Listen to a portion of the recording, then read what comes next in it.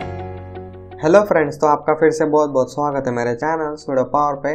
और इस एपिसोड के अंदर हम लोग सीखने वाले फॉर लूप, जिसके अंदर जावास्क्रिप्ट के अंदर मैंने जैसे बोला कि एक ही प्रॉब्लम सॉल्व करने के बहुत सारे तरीके हैं, तो वो इसके अंदर फॉर लूप के भी बहुत सारे अलग अलग तरीके हैं।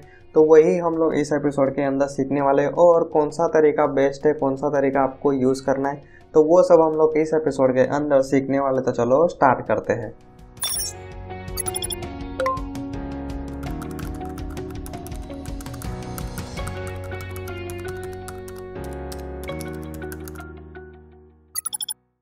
तो फ्रेंड्स, सबसे पहले हम लोग देख लेते हैं सिंपल फॉर लूप। तो इसको आप पुराना सिंटेक्स बोल सकते हो, और बाकी जो प्रोग्रामिंग लैंग्वेज है उसके अंदर भी आपको ये वाला सिंटेक्स देखने के लिए मिल जाएगा, जिसके अंदर आप देख सकते हो यहाँ पे आपको लिखना है फॉर, उसके बाद यहाँ पे राउंड ब्रैकेट ओपन करना है, उसके बाद यहाँ पे पहला स्टेटमेंट है, उसके बाद ये दूसरा स्टेटमेंट जिसको हम लोग कंडीशन बोल सकते हैं, उसके बाद जो तीसरा स्टेटमेंट है इसको हम लोग बोलेंगे मतलब इंक्रीमेंट डिक्रीमेंट हम लोग इंसर्ट कर सकते हैं। तो यहाँ पे स्टेटमेंट कैसे पता चलता है, तो आप देख सकते हो यहाँ पे सेमी कॉलन है, तो सेमी कॉलन लगाना यहाँ पे कंपलसरी है। तो सेमी कॉलन से आगे वाला जो पार्ट है इसको आप बोल सकते हो इनिशियलाइजेशन। इसके बाद वाला जो पार्ट है यहाँ पे आपको रखना है कंडीशन, उसके बाद यहाँ पे फिर से सेमी कॉलन आएगा, उसके बाद यहाँ पे आपका इंक्रीमेंट डिक्रीमेंट। ठीक है फ्रेंड्स, तो कुछ इस तरीके से हम लोग फॉर लूप चला सकते हैं।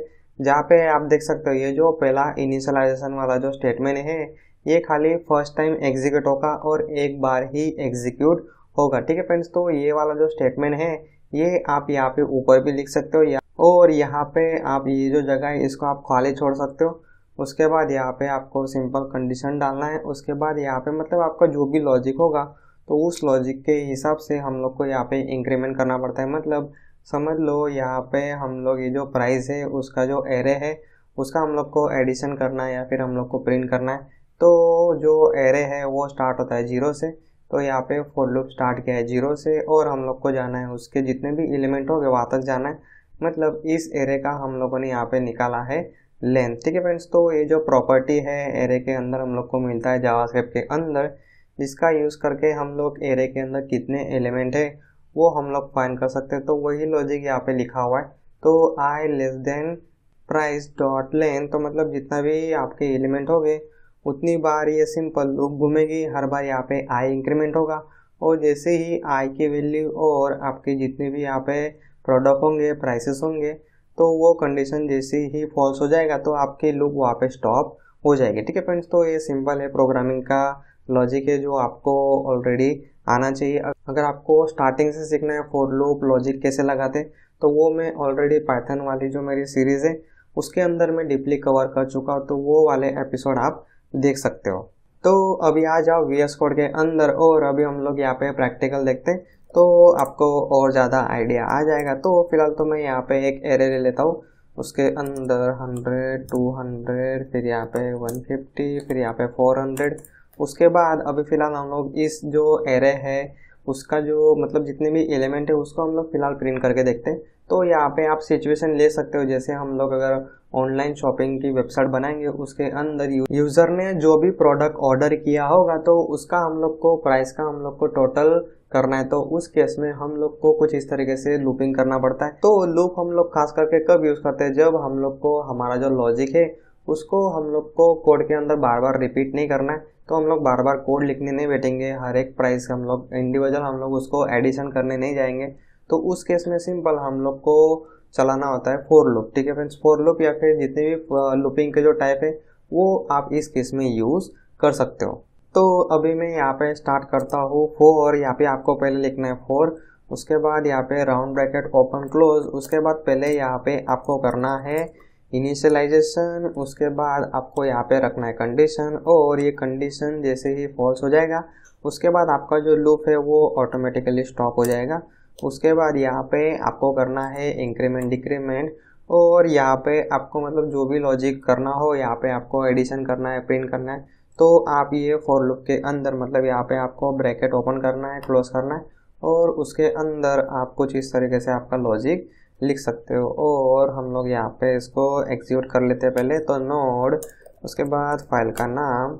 तो अभी आप यहाँ पे देख सकते हो पूरा का पूरा एरे यहाँ पे प्रिंट होके आ रहा है, क्योंकि अभी आप यहाँ पे देख सकते हो कि जो एरे वेरिएबल है उसी को मैंने यहाँ पे लिख दिया, लेकिन हम लोग को एक टाइम पे एक ही एरे चाहिए, तो यहाँ पे सिंपल मैं पास करता हूँ आई, मतलब जो एरे होगा इसके अंदर जो एरे का जो पोजीशन होता है वो स्टार्ट होता है 0 से। तो यहाँ पे जब हम लोग 0 पास करेंगे तो आई के अंदर पहले 0 है, तो इसके अंदर 0 पास होगा तो 100 प्रिंट हो जाएगा। उसके बाद फॉर लूप फिर से चलेगी, यहाँ पे आई प्लस प्लस हो गया तो आई की वैल्यू हो जाएगी 1। उसके बाद यहाँ पे 1 पास होगा तो 1 पोजीशन पे 200।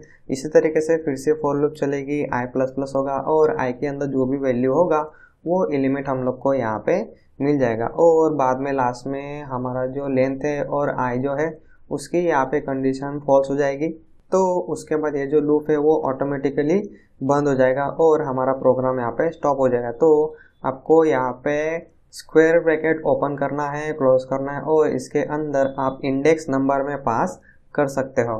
तो अभी हम लोग इसको फिर से एग्जीक्यूट करते हैं, तो अभी आप यहाँ पे देख सकते हो एक एक इंडिविजुअल एलिमेंट हम लोग को मिल रहा है। ठीक है फ्रेंड्स, तो आप देख सकते हो यहाँ पे 3 पार्ट है। फर्स्ट है इनिशियलाइजेशन, उसके बाद है कंडीशन, उसके बाद है इंक्रीमेंट डिक्रीमेंट। ठीक है फ्रेंड्स, तो हर एक पार्ट जो है इसके अंदर ऑप्शनल है, खाली आपको इसके अंदर सेमीकोलन कंपलसरी लगाना पड़ेगा। जैसे मैं यहाँ पे ये जो इनिशियलाइजेशन वाला पार्ट है उसको मैं सिंपली निकाल देता हूँ और ऊपर मैं सेपरेटली उसको डिक्लेयर करता हूँ। उसके बाद यहाँ पे जो सेमीकोलन है उसके आगे जो है वो पार्ट में सिंपल खाली छोड़ देता हूँ। उसके बाद यहाँ पे कुछ इस तरीके से कंडीशन और यहाँ पे इंक्रीमेंट डिक्रीमेंट। तो अभी हम लोग फिर से एग्जीक्यूट करते हैं, तो भी हमारा प्रोग्राम सक्सेसफुली रन होगा। अभी हम लोग क्या करते हैं, तो ये जो इंक्रीमेंट डिक्रीमेंट वाला पार्ट है उसको भी हम लोग निकाल सकते हैं और उसको हम लोग कुछ इस तरीके से यहाँ पे भी लिख सकते हैं। ठीक है फ्रेंड्स, तो इस तरीके से तीनों जो पार्ट है वो कम्प्लीटली ऑप्शनल है, तो यहाँ पे ये पार्ट भी आप निकाल सकते हो,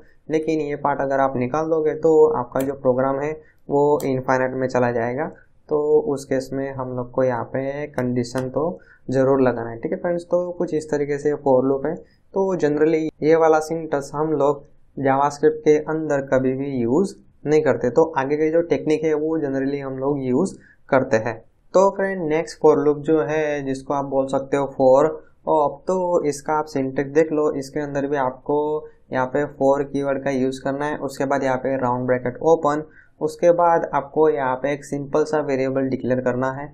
उसके बाद आपको यहाँ पे कंपलसरी यूज़ करना है ऑफ कीवर्ड। ठीक है फ्रेंड्स, तो यहाँ पे ऑफ कीवर्ड आपको यूज़ करना है। उसके बाद आपको यहाँ पे मतलब जो भी आपका एरे होगा, ऑब्जेक्ट होगा, वो आप यहाँ पे इन शॉर्ट पास कर सकते हो। ठीक है फ्रेंड्स, तो अभी फिलहाल हम लोग के पास कुछ इस तरीके से एरे है, तो वो हम लोगों ने यहाँ पे पास किया है। तो आप देख सकते हो यहाँ पे ना इनिशियलाइजेशन है, ना इंक्रीमेंट डिक्रीमेंट है, कुछ भी नहीं है यहाँ पे। तो ये लूप क्या है, ऑटोमेटिकली सब एडजस्ट कर लेता है। तो मैं जैसे बोलूँ आपको, ये जो एरे है इसमें से जब भी आपका ये लूप फर्स्ट टाइम एग्जीक्यूट होगा तो इसमें से इसका जो फर्स्ट एलिमेंट है वो इसके अंदर स्टोर होगा और उसको हम लोग अंदर जैसे चाहे वैसे प्रोसेस कर सकते हो। तो जैसे ही ब्लॉक खत्म हो जाएगा फिर से आपकी लूप चलेगी और दूसरा एलिमेंट इसके अंदर ऑटोमेटिकली स्टोर होगा। उसके बाद फिर से आपकी लूप चलेगी, उसके बाद फिर से यहाँ पे आएगा कंट्रोल, उसके बाद 150 इसके अंदर स्टोर होगा, उसके बाद 400 और अभी 400 के बाद यहाँ पे कोई भी एलिमेंट नहीं है, तो आपकी जो फॉर लूप है वो ऑटोमेटिकली स्टॉप हो जाएगी और आपका प्रोग्राम एंड हो जाएगा। तो ये जो सिंटेक्स है एकदम सिंपल स्वीट सा सिंटेक्स है, सिंपल है। यहाँ पे आपका एरे पास करना है और इसमें से एक एक एलिमेंट इसके अंदर स्टोर होगा और आपकी फॉर लूप वो कुछ इस तरीके से घूमेगी। तो फिर से आ जाओ VS कोड के अंदर। यहाँ पे पहले लिखना है आपको फॉर, उसके बाद यहाँ पे आपको पहले एक वेरिएबल डिक्लेयर करना है, उसके बाद आपको ऑफ कीवर्ड का यूज़ करना है। उसके बाद आपका जो भी एरे होगा वो आप यहाँ पे पास कर सकते हो। उसके बाद फिलहाल तो हम लोग को हर एक एलिमेंट प्रिंट करना है, तो वही मैं यहाँ पे पास कर देता हूँ। तो यहाँ पे प्राइस वेरिएबल है, वही मैंने यहाँ पे पास किया है और अभी हम लोग इसको एग्जीक्यूट करते हैं। तो सिंपल है, यहाँ पे वो एग्जीक्यूट हो गया।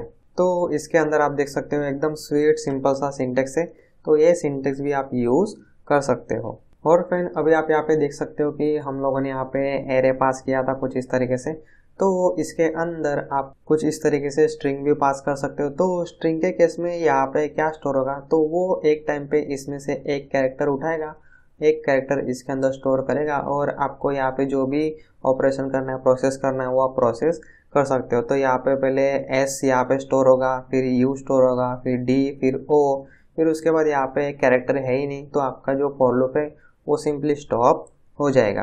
तो अभी हम लोग स्ट्रिंग के साथ फॉर लूप का प्रैक्टिस करके देख लेते हैं। तो एक्चुअली मैं यहाँ पे इसको डिफाइन कर देता हूँ लेट, और वो जो प्राइस है उसके अंदर मैं फिलहाल स्टोर कर देता हूँ यहाँ पे टेक्स्ट। ठीक है फ्रेंड्स, तो जावास्क्रिप्ट आपको पता ही है डायनामिक टाइप लैंग्वेज है, तो आप इसके अंदर कुछ भी स्टोर कर सकते हो। जावास्क्रिप्ट में फिलहाल लिख देता हूँ। तो यहाँ पे पहले जे यहाँ से निकलेगा, प्राइस के अंदर स्टोर होगा, यहाँ पे जे प्रिंट हो जाएगा। आपको जो भी ऑपरेशन करना है वो ऑपरेशन आप कर सकते हो। उसके बाद नेक्स्ट टाइम फॉर लूप चलेगी और जे ऑलरेडी स्टोर हो गया था, तो नेक्स्ट टाइम वो प्राइस के अंदर क्या स्टोर करेगा, तो ए स्टोर करेगा। ठीक है फ्रेंड, जे के बाद ए है, उसके बाद भी फिर ए, इस तरीके से जितने भी आपके कैरेक्टर होंगे टेक्स्ट के अंदर वो सिंपली प्रोसेस करेगा। तो आप देख सकते हो एक टाइम पे एक कैरेक्टर हमारा यहाँ पे प्रिंट हो रहा है। तो कुछ इस तरीके से आप एरे पास कर सकते हो, और स्ट्रिंग पास करोगे तो उस केस में आपको एक एक कैरेक्टर मिलेगा। अगर आप उसके अंदर एरे पास करते हो तो उसका जो एक एक एलिमेंट है वो आपको सिंपल मिलेगा। तो नेक्स्ट जो अभी टाइप है फॉर लूप का वो हम लोग देखते हैं, जो है फॉर इन। ठीक है फ्रेंड्स, तो इसके अंदर एक सिंपल सा छोटा सा खाली सिंटेक्स चेंज है। तो इसके अंदर आप देख सकते हो ऑफ की जगह मैंने यूज़ किया है इन। ठीक है फ्रेंड्स, तो लेकिन इसके अंदर अगर आपने जैसे ही इन यूज़ किया तो वो आपको जो एलिमेंट है वो एलिमेंट आपको रिटर्न नहीं करता है। तो वो इसके अंदर जो भी यहाँ पे आपने वेरिएबल डिक्लेयर किया होगा, तो फिलहाल तो मैंने उसका नाम लिखा है इंडेक्स, तो इसके अंदर वो स्टोर करेगा इंडेक्स। और इंडेक्स हमेशा जो लिस्ट होता है, जो एरे होता है, उसका इंडेक्स कहाँ से स्टार्ट होता है, तो स्टार्ट होता है 0 से। तो इसके अंदर पहले 0 स्टोर होगा, 0 यहाँ पे प्रिंट हो जाएगा। उसके बाद यहाँ पे दूसरा एलिमेंट, तो उसका इंडेक्स है 1, फिर यहाँ पे तीसरा एलिमेंट का इंडेक्स है 2, फिर 3। इस तरीके से जितने एलिमेंट होंगे उसका इंडेक्स यहाँ पे 1 बाय 1 स्टोर होगा। और यहाँ पे सिंपली आप देख सकते हो आउटपुट के अंदर 0 1 2 3 आपका आउटपुट के अंदर आएगा। इन शॉर्ट इसके अंदर वैल्यू स्टोर नहीं होगा, तो ये जो आपके एलिमेंट है उसका जो इंडेक्स है वो इसके अंदर स्टोर होगा। ठीक है फ्रेंड्स, तो प्रोग्रामिंग के अंदर जहाँ पे भी हम लोग को खास करके इंडेक्स पे काम करना है, तो उस केस में आप ये जो लूप है उसका आप यूज़ कर सकते हो। तो अभी हम लोग उसका प्रैक्टिकल देख लेते हैं। तो यहाँ पे जो ऑफ वाला जो लूप है उसी को मैं यहाँ पे कॉपी कर लेता हूँ, और ऑफ की जगह मैं यहाँ पे सिंपल यूज़ करता हूँ इन। और एक्चुअली वो इंडेक्स रिटर्न करता है, तो इसीलिए मैं यहाँ पे जो वेरिएबल है उसको मैं रीनेम कर देता हूँ और इंडेक्स रख देता हूँ। तो अभी हम लोग प्रोग्राम एग्जीक्यूट करके देखते हैं। नोड, उसके बाद फाइल का नाम index.js। तो अभी आप यहाँ पे देख सकते हो 0 1 2 3 आ रहा है, मतलब खाली इंडेक्स ही आ रहा है। तो हमारे पास अभी इंडेक्स है, तो हम लोग इजीली जो एलिमेंट है वो फाइंड कर सकते हैं। सिंपल है, हमारे पास एरे वेरिएबल है, इसके अंदर जो एरे ब्रैकेट है वो लगा, और इसके अंदर अगर हम लोग इंडेक्स पास करेंगे तो वो पर्टिकुलर एलिमेंट हम लोग को मिल जाएगा। तो यहाँ पे कोमा कोमा देके आप जितनी चाहो उतनी वैल्यू आप प्रिंट कर सकते हो। तो मैं यहाँ पे फिर से रन करता हूँ। तो अभी आप यहाँ पे देख सकते हो हम लोग को 0 इंडेक्स पे है 100, फिर उसके बाद 1 पे है 200, उसके बाद 2 पे है 150, फिर 400। ठीक है फ्रेंड्स, तो कुछ इस तरीके से आपको ये जो टाइप है इसके अंदर आपको इंडेक्स भी मिल जाएगा और कुछ इस तरीके से एलिमेंट भी मिल जाएगा। लेकिन ये जो ऑफ वाला जो फॉर लूप है उसके अंदर आपको इंडेक्स नहीं मिलेगा। ठीक है फ्रेंड्स, तो कई कबार हम लोग को स्पेशली इंडेक्स की ज़रूरत पड़ती है लॉजिक करने के लिए, प्रोग्राम सॉफ्टवेयर बनाने के लिए। मतलब जो छोटे छोटे टास्क होते हैं, complex task, mathematical task, accounting का सॉफ्टवेयर होगा तो उसके अंदर खास करके ये सब ऑपरेशन हम लोग को करने पड़ते हैं। और हम लोग जनरली जावास्क्रिप्ट फ्रंट एंड के अंदर, रिएक्ट के अंदर, एंगुलर के अंदर जब काम करते हैं तो हम लोग को बहुत सारा डेटा प्रोसेस करना पड़ता है। तो उस केस में भी हम लोग को इंडेक्स की खास करके ज़रूर पड़ती। तो उस केस में आप खास करके ये वाला फॉर लूप आप यूज़ कर सकते हो। तो जैसे हम लोग इसके अंदर फ़िलहाल हम लोग पास कर रहे हैं कुछ इस तरीके से एरे, तो अभी हम लोग इसके अंदर पास करते हैं टेक्स्ट। ठीक है फ्रेंड्स, तो क्या आउटपुट आता है वो हम लोग देख लेते हैं। तो आप देख सकते हो जो जे है वो 0 पोजीशन पे है, ए हो 1 पोजीशन पे, कुछ इस तरीके से हर एक कैरेक्टर उसका पोजीशन प्रिंट हो रहा है। और यहाँ पे जो लास्ट कैरेक्टर है टी, उसका पोजीशन है 9। ठीक है फ्रेंड्स, तो जो एरे होता है वो स्टार्ट होता है 0 से, उसी तरीके से स्ट्रिंग भी आप बोल सकते हो स्टार्ट होता है जीरो से। तो यहाँ पे एक एक कैरेक्टर यहाँ पे निकलेगा, स्टोर होगा और कुछ इस तरीके से आप उसको इंडेक्स और वैल्यू आप प्रोसेस कर सकते हो। तो फ्रेंड नेक्स्ट टेक्निक हम लोग सीखते हैं अभी जो है फॉर ईच मेथड। ठीक है फ्रेंड्स, तो ये प्रॉपरली लूप नहीं है, लेकिन जो एरे खास करके होता है तो उसके अंदर हम लोग को मिलती है ये मेथड, फॉर ईच मेथड का आप यूज़ कर सकते हो। तो ये आप देख सकते हो यहाँ पे मैंने एरे डिफाइन किया है, उसके अंदर कुछ इस तरीके से एरे एलिमेंट है। तो उसके अंदर आप देख सकते हो यहाँ पे ये जो सिंटेक्स है आपको खास करके फिलहाल तो कॉम्प्लेक्स लग रहा होगा, लेकिन आप इसकी एक बार, दो बार, तीन बार, चार बार प्रैक्टिस करोगे तो उसके बाद आपको ऑटोमेटिकली इसकी आदत लग जाएगी। ठीक है फ्रेंड्स, तो आप देख सकते हो यहाँ पे मैंने मेथड लिखा है। तो ये जो एरे है, एरे वेरिएबल, एरे टाइप आप बोल सकते हो, तो उसके अंदर हम लोग को ऑटोमेटिकली जावास्क्रिप्ट उसकी एक मेथड हम लोग को प्रोवाइड करता है। अगर आपका वेरिएबल एरे होगा तो उसके अंदर आप कुछ इस तरीके से फॉर ईच मेथड आप यूज़ कर सकते हो।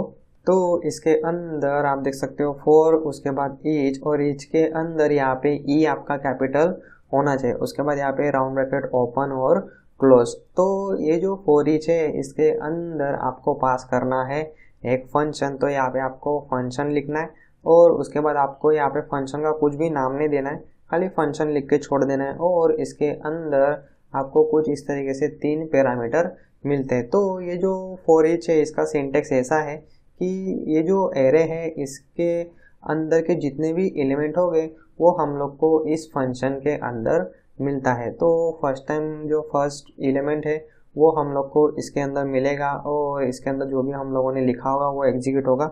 उसके बाद सेकंड टाइम फॉर लूप चलेगी और दूसरा एलिमेंट जो है वो हम लोग को इस फंक्शन के अंदर मिलेगा। तो इसके अंदर आपको एलिमेंट भी मिलेगा, उसका इंडेक्स वैल्यू भी मिलेगा और पूरा जो एरे है वो फिर से अगर आपको चाहिए तो आप कुछ इस तरीके से फिर से यहाँ पे एरे आप पास कर सकते हो। तो फिलहाल तो हम लोग यहाँ पे 2 ही वैल्यू यूज़ करते हैं, एक है आपका एलिमेंट और दूसरा है इंडेक्स। तो हम लोग इसका अभी प्रैक्टिकल देखते हैं तो आपको और ज़्यादा आइडिया आएगा। तो अभी हम लोग इसको प्रैक्टिकल करके देखते हैं। तो आपका एरे वेरिएबल आपको यहाँ पे लिखना है, उसके बाद फॉर ईच। ठीक है फ्रेंड्स, तो इसको आप एरे के साथ ही यूज़ कर सकते हो। अगर आप इसको स्ट्रिंग के साथ फॉर ईच यूज़ करने जाओगे तो जावास्क्रिप्ट आपको अलाउ नहीं करेगा और एरर देगा। ठीक है फ्रेंड्स, तो कुछ इस तरीके से फंक्शन हो गया। उसके बाद इसके अंदर आप डायरेक्टली फंक्शन लिख सकते हो और इसके अंदर फिलहाल तो मैं लिखता हूँ खाली एलिमेंट और उसको हम लोग यहाँ पे प्रिंट करके देखते हैं। तो यहाँ पे मैंने लिखा एलिमेंट। ठीक है फ्रेंड्स, तो अभी मैं आपको एकदम सिंपल दिखा रहा हूँ तो आपको कन्फ्यूज़न ना हो। तो पहले फॉर ईच, उसके बाद यहाँ पे ब्रैकेट ओपन क्लोज और उसके अंदर डायरेक्टली आप फंक्शन पास कर सकते हो। और इसके अंदर जो पहला पैरामीटर है उसके अंदर आपको कुछ इस तरीके से इंडिविजुअल एलिमेंट आपको मिल जाएगा। तो यहाँ पे फाइल का नाम index.js। तो आउटपुट के अंदर आप देख सकते हो एक एक एलिमेंट हम लोग को मिल रहा है। लेकिन अगर आपको इंडेक्स की ज़रूरत पड़े तो यहाँ पे कोमा करके दूसरा पैरामीटर इंडेक्स आप यहाँ पे पास कर सकते हो। तो यहाँ पे मैं लिखता हूँ इंडेक्स कोमा एलिमेंट। तो यहाँ पे इंडेक्स और एलिमेंट हम लोग को दोनों एक साथ मिल जा रहा है। ठीक है फ्रेंड्स, उसके बाद जो तीसरा पैरामीटर है, तो अगर आपको ये जो एरे है वो अगर आपको फिर से चाहिए तो आप यहाँ पे फिर से यहाँ पे एरे जो पैरामीटर है, मतलब वेरिएबल आप यहाँ पे कोई भी लिखो आप डिफाइन कर सकते हो। उसके अंदर जो आपका एरे है वही आपको यहाँ पे फिर से मिलेगा। तो आप यहाँ पे देख सकते हो पहले हम लोग को मिल रहा है इंडेक्स, उसके बाद एलिमेंट, उसके बाद यहाँ पे पूरा एरे यहाँ पे मिल रहा है। ठीक है फ्रेंड्स, तो फिलहाल तो ये जो एरे है उसकी हम लोग को ज़रूर नहीं पड़ती, लेकिन अभी आप इसको सीख रहे हो, इसकी प्रैक्टिस कर रहे हो तो आप कुछ इसके अंदर इस तरीके से एरे आप पास कर सकते हो।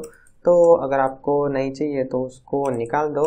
तो एरे और एलिमेंट से हमारा फिलहाल तो काम हो जाता है। ठीक है फ्रेंड्स, तो कुछ इस तरीके से जावास्क्रिप्ट के अंदर हम लोग को, मतलब जो भी हम लोग प्रॉब्लम सॉल्व करते हैं उसके हम लोग को बहुत सारे तरीके मिलते हैं। तो इसमें से बेस्ट तरीका कौन सा है, तो इसके अंदर मैं डायरेक्टली एक आंसर आपको नहीं दे सकता। तो अगर मैं आपको एकदम शॉर्ट में बोल दूँ तो फॉर ईच वाला जो मेथड है वो जनरली आप यूज़ कर सकते हो। उसके अंदर एलिमेंट, इंडेक्स सब कुछ हम लोग को मिल जाता है। तो लेकिन इसको अगर आप हम लोग स्पेसिफिक कैटेगरी वाइज डिवाइड कर दें तो अगर आपको खाली वैल्यू चाहिए तो आप फॉर और ऑफ वाला सिंटेक्स आप यूज़ कर सकते हो।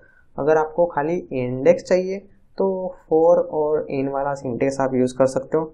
अगर आपको इंडेक्स भी चाहिए और वैल्यू भी चाहिए तो उस केस में आप ये फॉर ईच वाला सिंटेक्स आप ज़रूर यूज़ कर सकते हो। ठीक है फ्रेंड्स, तो कुछ इस तरीके से डिवाइड किया है। तो हर एक जो एग्जाम्पल है उसकी आपको खास करके प्रैक्टिस कर लेना है। और फ्रेंड अभी आपको करना है प्रोग्रामिंग लूपिंग की प्रैक्टिस। तो आपको मेरा रिपो ओपन करना है sudo pwr, उसके बाद जावास्क्रिप्ट कोर्स करके जो मैंने रिपो बनाया है उसके अंदर आपको जाना है लूप के अंदर। ठीक है फ्रेंड्स, तो अगर आपने ईफ के प्रोग्राम अच्छे से कर लिया होगा तो अभी आप लूपिंग पे जंप कर सकते हो। तो वो फोल्डर के अंदर readme.md फाइल आपको मिल जाएगा। तो उसके अंदर मैंने सारे प्रोग्राम यहाँ पे लिस्ट आउट किया है। ठीक है फ्रेंड्स, तो इसकी आपको प्रैक्टिस करना है और ये जो लिंक है मैं डिस्क्रिप्शन के अंदर भी शेयर कर दूंगा। तो एकदम सिंपल प्रोग्राम है। जैसे यहाँ पे 10 आपको इनपुट लेना है, तो अभी फिलहाल मैंने आपको जावास्क्रिप्ट के अंदर इनपुट कैसे लेते हैं तो वो मैंने आपको सिखाया नहीं है। तो वो हम लोग थोड़े फ्यूचर एपिसोड में देखेंगे जब हम लोग HTML DOM पे जंप करेंगे। तो फिलहाल तो आपको एक स्टैटिक मतलब फिक्स वैल्यू आपको रखना है। उसके बाद कुछ इस तरीके से आउटपुट आना चाहिए और उसी तरीके से रिवर्स आउटपुट। उसके बाद यहाँ पे जो भी नंबर होगा उतनी टाइम यहाँ पे हेलो प्रिंट होगा। उसके बाद कुछ इस तरीके से टेबल प्रिंट करना है। तो आप देख सकते हो एकदम सिंपल स्वीट एकदम सिंपल से प्रोग्राम मैंने दिया है। तो सिंपल ये जो प्रोग्राम है इन सभी प्रोग्राम की आपको कर लेना है प्रैक्टिस। ठीक है फ्रेंड्स, तो अगर आपको बेसिक आपको आएगा उसके बाद ही आप एडवांस वाला कर पाओगे। इसलिए जो भी खास करके जो बिगिनर लोग हैं जो फर्स्ट टाइम कोडिंग प्रोग्रामिंग सीख रहे तो उनको एटलीस्ट ये सारे प्रोग्राम की प्रैक्टिस कर लेना है। और खास करके जो नीचे पैटर्न वाले जो प्रोग्राम है उनकी तो आपको खास करके प्रैक्टिस कर ही लेना है। तो फ्रेंड फिलहाल के लिए इस एपिसोड में इतना ही। और अगर आपने मेरे पिछले एपिसोड नहीं देखे तो वो भी आपको जरूर देख लेना है। और आपको मेरा इंस्टाग्राम का जो पेज है वो भी एक बार आपको चेकआउट कर लेना है, क्योंकि जावास्क्रिप्ट के रिलेटेड जितने भी टिप्स और ट्रिक्स होते हैं वो भी मैं इंस्टाग्राम के अंदर या फिर लिंक्डइन के अंदर शेयर करता रहता हूँ। तो वो भी आपको एक बार चेक कर लेना है। ठीक है फ्रेंड्स, तो फिलहाल के लिए इस एपिसोड में इतना ही। Thank you.